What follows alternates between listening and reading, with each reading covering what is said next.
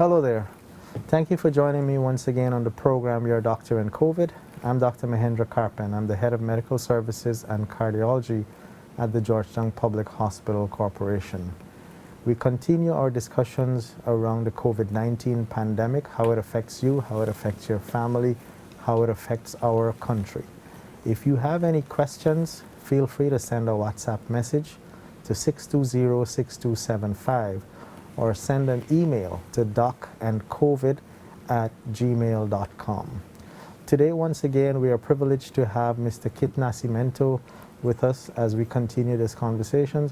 Mr. Nascimento is no stranger to us all. He's been a media operative for decades in Guyana, representing the people of Guyana to the best of his abilities. Welcome again, Mr. Nascimento. Well, thank you, Doc. It's good to, this is what, our third program together now. This is our third program. And the last one I was asking you about drugs like Ivermectin and what use we can make of them in countries like ours. I am particularly attracted to Ivermectin. I showed it on camera at our previous one, and I will do that again. Here's a little box with the tablets in it. It's spelled Ivermectin, Ivermectin. Ivermectin. And it's actually a malaria treatment drug. Well, we use it for filaria, and so we can't take our masks off. We are more than 6 feet apart from each other, Right. and perhaps it's a little bit more comfortable to Not have this easy to do. conversation. Yes. So ivermectin has been around for a while. Guyana is very familiar. The doctors in Guyana are very familiar with ivermectin. We have used it for decades to treat malaria and other parasitic infection. So it is not a new drug to us. So there's a level of comfort that we have in using ivermectin. If it can be helpful in COVID-19, we are particularly pleased because it's not a new learning curve, how to use it, etc. It has been with us, it's part of our prophylactic program for filaria. We distribute it voluntarily to citizens of the country on a regular basis. It's an initiative driven by the Ministry of Health, and it's been so for quite a while. There's some excitement and buzz around ivermectin because some credible research in places like South Florida and in Australia, for example, that have shown remarkably good outcomes. And in India too. And in India, yeah. So places that are familiar with this medication and they have used it, they have been encouraged by the results. There are two ways in which we tend to look at medications now. To treat the COVID-19 infection if you have it, or to prevent it. So one is treatment, the other is prophylaxis. The dosage is not dissimilar. So, and while we do not have a firm recommendation, we will tend to have a no objection policy towards its use because we do not yet have the overwhelming body of evidence from the usual authorities that we look towards, that is the European authorities and the American authorities, for use of this as a cure or a prophylaxis. But we have a no objection policy towards it. If you were using it to treat the What do you mean by the term prophylaxis? Prophylaxis is I prevention. know, but a lot of our listeners may not Correct. know what you mean. Prophylaxis is prevention. That means you don't want to get it. You're taking something to prevent yourself from getting it. So it actually can stop you getting it, or if you get it, it can slow up the impact of it on you. Correct. That is the hope and that is the assumption, and there is some evidence to suggest that that is true. So if you're going to take it for prophylaxis or prevention, what we recommend is that you will take a normal size adult will take 2 tablets on day 1, 2 tablets on day 3, and then 2 tablets every month thereafter. That is what we know, that's what we recommend. Now, would there be any harm or side effect from doing this? There are very, very few side effects that have been associated with ivermectin use, and most of it really is in the gastrointestinal system. Some people may have nausea, vomiting, etc. But there are no long-lasting side effects that we have encountered that have caused significant deterrence towards the use in our filaria program, for example. In fact, I seem to remember about a year ago, the Ministry of Health was distributing Yes. tablets Even free to of children charge. in school. And I think it was this one. Yes, I believe so. This particular one that you're showing is one that is dissolvable. So you put one tablet in a teaspoon of water, for example, and then you drink it like, you know, you would take a teaspoon of any medicine, whether it's cough medicine, etc. But you could swallow it normally. You could swallow it normally. It's a little bit more digestible if you were to put it in a teaspoon dissolve of it. water. Correct. If you actually have COVID-19, if you're positive, what we would recommend is that you take 2 tablets daily for 3 days.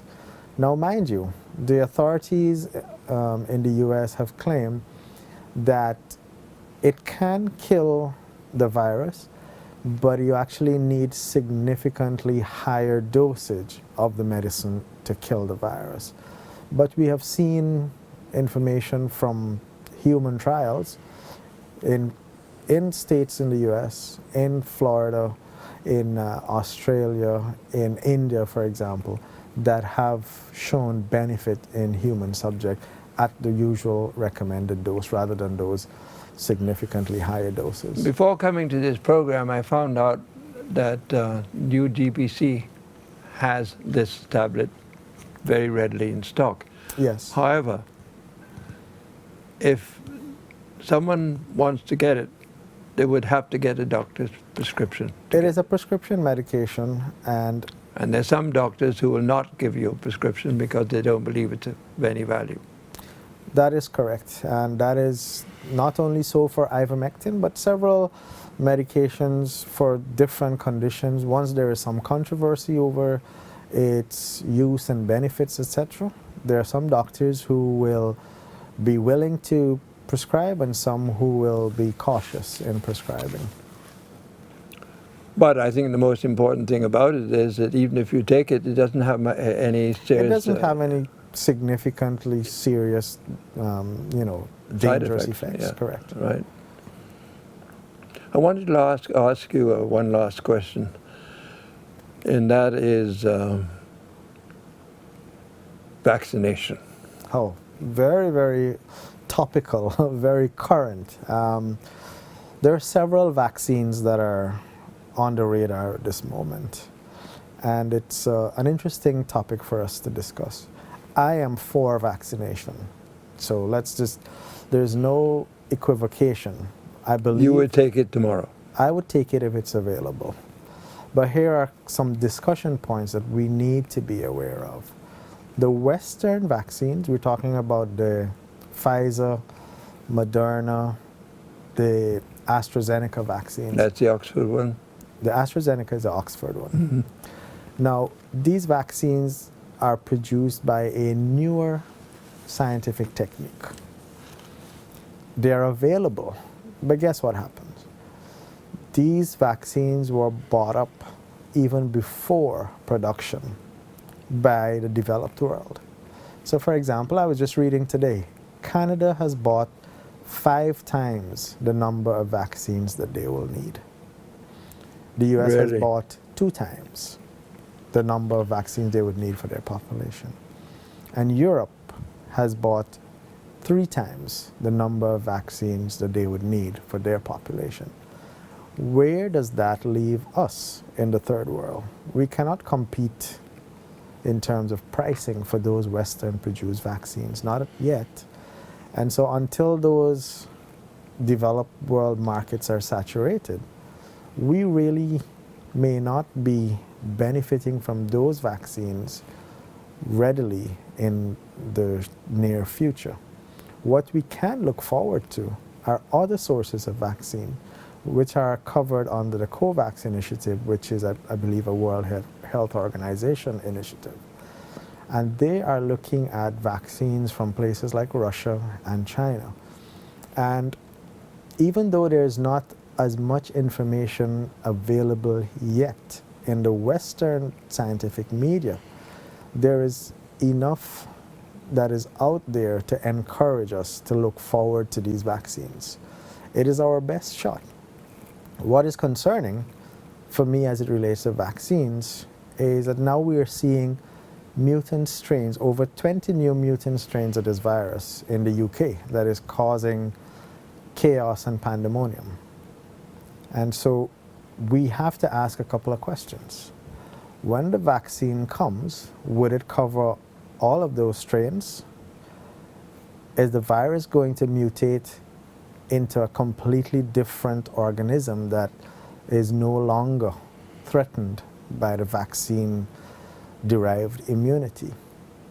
And is it that the virus will mutate on an annual basis, or is it a virus that will recur annually, like the flu virus, for example?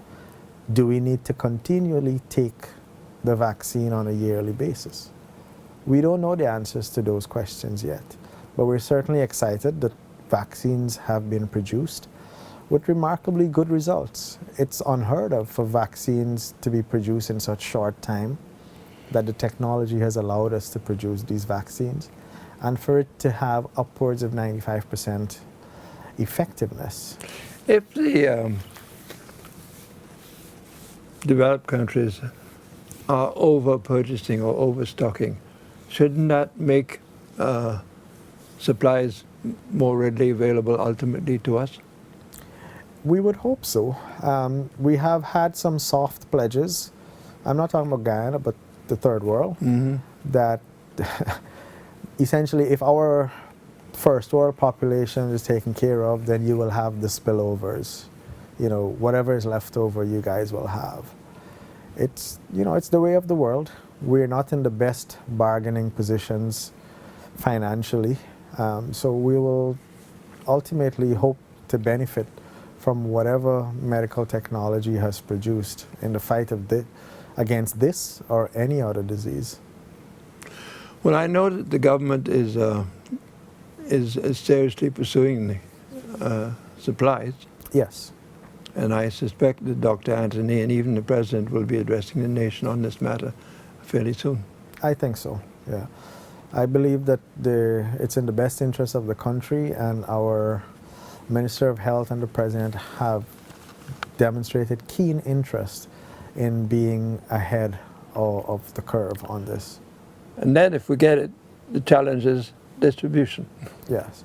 Well, one of the things I'm encouraged by is that Guyana has always had a very robust and admirable public health system to distribute and vaccinate the population. We have among the best vaccination record in the Caribbean. People may not believe it, but that's absolutely true. Yeah. So I am confident that we have the framework and the infrastructure there to ensure that our population receives the vaccine on time once it becomes available. We have a very good network of providers, nurses, midwives, medics, community doctors, etc., that have been doing this for a number of years. Well, Doc, I know you're a frontline worker, so you'll be amongst the first to get it. And I'm old, and I'm probably amongst the first to get it.